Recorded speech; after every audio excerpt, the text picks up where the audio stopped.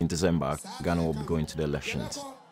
We had a little over a decade of military dictatorship up until '93, when we started introducing ballot boxes and people going to vote.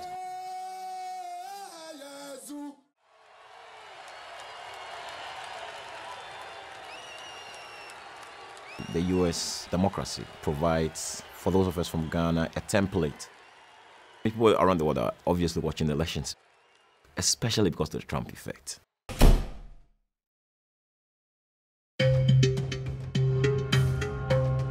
When Mexico sends its people, they're bringing drugs, they're bringing crime, they're rapists. I do regret calling her Pocahontas because I think it's a tremendous insult to Pocahontas. I could stand in the middle of Fifth Avenue and shoot somebody and I wouldn't lose any voters, okay? It's like incredible. You've called women you don't like fat pigs, dogs, slobs, and disgusting animals. Your Twitter account... Only Rosie O'Donnell. He referred to my hands. If they're small, something else must be small. I guarantee you there's no problem. I guarantee it. I didn't start it. I didn't start it. But, sir, with all due respect, that's the argument of a 5-year-old. I didn't start it. This guy, I don't know what I said. I don't remember. My name is Anil Sabute, and I'm from Ghana. I'm a journalist. I work in radio for a little over 10 years with Joy FM, one of the country's leading private radio stations. And I had my own weekend political satire show called The Weekend City Show. And for the past year, I've been living here in New York. I was at that point in my life, career-wise, where I thought that, I was not growing any longer, and I felt that, the time was right for me to just leave the job, come to New York and come and broaden my horizon and see what, and which specific areas I can grow in my journalism. So, yeah, I came here. So I wrote a series of op-eds, so one of them actually looked at the U.S. elections and in comparison with what we have in Ghana, because in November this year, in December actually, Ghana will be going to the elections.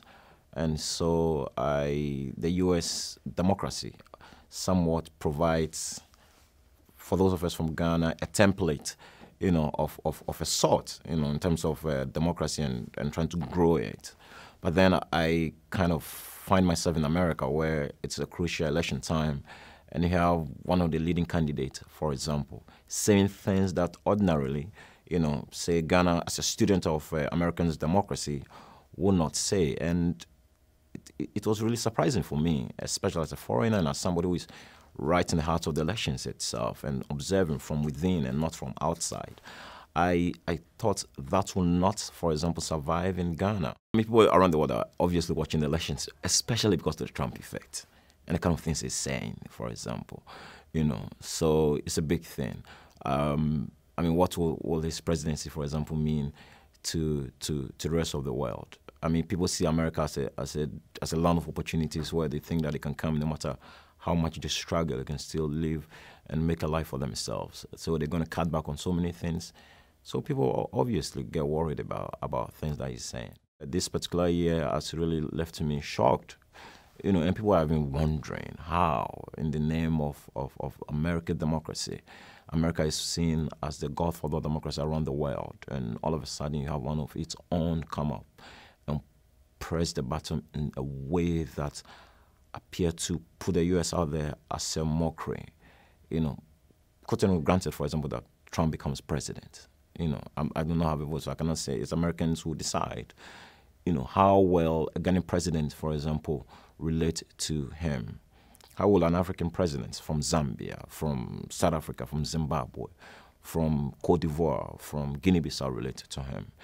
Because for us in Africa, we see our leaders see a visit to Washington and to Capitol Hill as an endorsement of the democracy that they have. And you have one of the leading politicians, able to drive a nail of racial hatred in the hearts of people, to call people names, to say, for example, they are rapists, they are bringing drugs, they are bringing crime. And right after that, a few weeks after, some lieutenants were attacked in certain parts of the state. For me, as an immigrant who lived here, at some point I was worried because, I used to drive the train back home around 2, 3 in the morning, and I was worried for my own safety.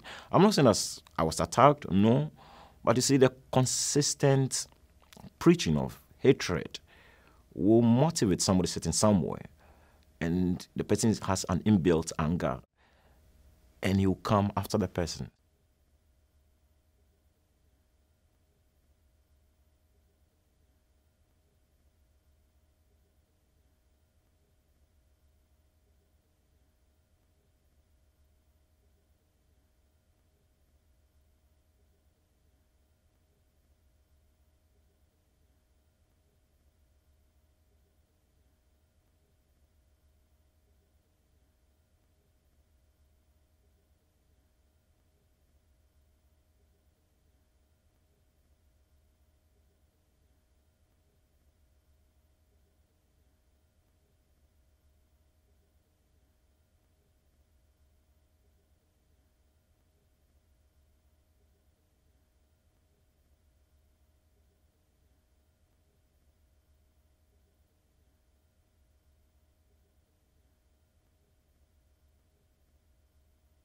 Personally, for me, I think that I need to pack my bag and leave because I will not feel safe in this country.